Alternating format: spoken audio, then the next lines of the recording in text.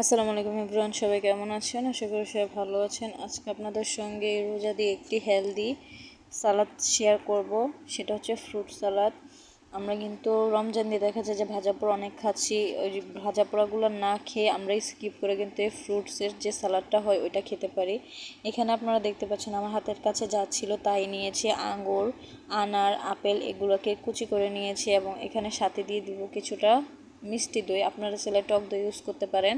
এগুলোকে আগে আমি ফ্রুটসগুলোকে আগে একটু মিক্স করে নেব, তারপরে দইটা অ্যাড করব। দইটা অ্যাড করে আমরা কিছুক্ষণের জন্য ম্যারিনেট করে একটা সাইডে রেখে দেবো, যেন আমরা ইফতারের টাইমে এটা খেতে পারি। তো আমরা ভাজা পোড়া খাবারগুলো কিন্তু স্কিপ করে এই হেলদি ফুডটা কিন্তু ট্রাই করতে পারি, যেটা আমাদের স্বাস্থ্যের জন্য ভালো এবং স্বাস্থ্যের জন্য উপকারীও। এখানে কিন্তু আপনারা টক দই ইউজ করেন, কারণ টক দই ইউজ করলেই দেখা যায় যে আমার কাছে ভালো লাগে, মজাও লাগে। কিন্তু আমি এখানে টক দই ছিল না বিধাই মিষ্টি দইটা ইউজ করছি। মিষ্টি দইটা দেওয়ার কারণে অনেক মিষ্টি হয়ে গিয়েছিলো, যার জন্য আমি মোটামুটি কমই খেয়েছি, কারণ মিষ্টি বেশি খেতে পারি না। মিষ্টি খেলে কেমন যেন লাগে গা গোলায়। এই তো আমাদের স্যালাডটা রেডি। কেমন হয়েছে অবশ্যই বলবেন। ধন্যবাদ।